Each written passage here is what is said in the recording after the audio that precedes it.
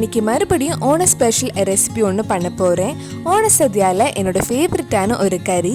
இது பண்ணுறதுக்கு ரொம்ப இன்க்ரீடியன்ஸ் தேவையில்லை. இதுக்கு முக்கியமாக தேங்காய் பால் தான் வேணும். இந்த சுவையான ஓண ஸ்பெஷல் ஓலன் எப்படி செய்கிறதுன்னு இந்த வீடியோவில் பார்க்கலாம்.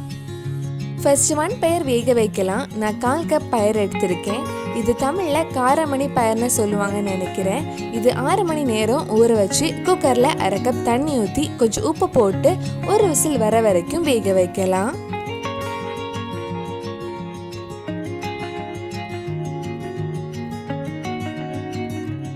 ஒன் பயிர் வேகிற டைமில் நம்ம தடியங்காய் கட் பண்ணி வேக வைக்கலாம்.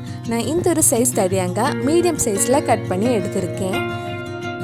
இந்த மாதிரி கட் பண்ணதுக்கப்புறம் இது ஒரு கடாயில் கொஞ்சம் உப்பு, பச்சை மிளகாய், தேங்காய் பால் ஊற்றி வேக வைக்கலாம். நான் 3 பச்சை மிளகாய் எடுத்திருக்கேன். இதில் வேறு காரம் எதுவும் ஆட் பண்ண மாட்டோம். அதனால உங்கள் காரத்துக்கு ஏற்ப பச்சை மிளகாயை நீங்கள் ஆட் பண்ணிக்கலாம். இதில் கொஞ்சமாக உப்பு, 1/2 கப் 2வது தேங்காய் பால் ஊற்றி வேக வைக்கலாம். இந்த தேங்காய் பால் எல்லாம் வற்றி காய்கறி நல்லா வெந்து வர்றதுக்கு 15 நிமிஷம் கிட்ட ஆகும். இதில் கொஞ்சம் கறிவேப்பிலையும் ஆட் பண்ணிக்கோங்க. போன வீடியோவில் சத்யா ஸ்பெஷல் கூட்டுக்கறி எப்படி செய்கிறதுன்னு வீடியோ போட்டிருந்தேன். நீங்கள் இன்னும் அந்த வீடியோ பார்க்கலன்னா அதோட லிங்க் கீழே டிஸ்கிரிப்ஷனில் இருக்குது. அந்த வீடியோ போய் பாருங்கள். கூடவே பிரதமன் பாலடை லிங்கும் கீழே டிஸ்கிரிப்ஷனில் கொடுத்துருக்கேன். பயிர் வெந்துடுச்சான்னு குக்கர் ப்ரெஷர்லாம் போனதுக்கப்புறம் ஓப்பன் பண்ணி பார்க்கலாம். பயிர் நல்லா வெந்திருக்கு, ஆனால் ரொம்ப குழஞ்சி போகக்கூடாது. பயிர் வேக வச்ச தண்ணி ஏதாவது மிச்சம் இருந்தால் நம்ம ஓலன் கறியில் ஊற்ற வேண்டாம். அது ஊற்றினா ஓலன் கறியோட கலரே சேஞ்ச் ஆகிடும். அந்த தண்ணி வேஸ்ட் பண்ண வேண்டாம். அதில் நிறைய சத்து இருக்கும். அதனால வேறு ஏதாவது குழம்புல ஊற்றிக்கோங்க. இப்போ 15 நிமிஷம் கிட்ட ஆயிடுச்சு. தடியங்காய் நல்லா வெந்திருக்கு. தேங்காய் பாலும் கொஞ்சம் வத்தி இருக்கு. இப்போ இதில் தேங்காய் பாலும் நம்ம வேக வச்ச பயிரும் ஆட் பண்ணலாம். நான் 1 கப் தேங்காய் பால் எடுத்திருக்கேன்.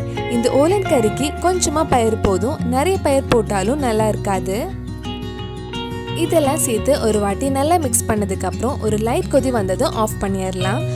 தேங்காய் பால் ஊற்றுனதுக்கப்புறம் ரொம்ப நேரம் கொதிக்க வைக்கக்கூடாது. நம்ம ஓலன் கறி ஆல்மோஸ்ட் ரெடி ஆயிடுச்சு.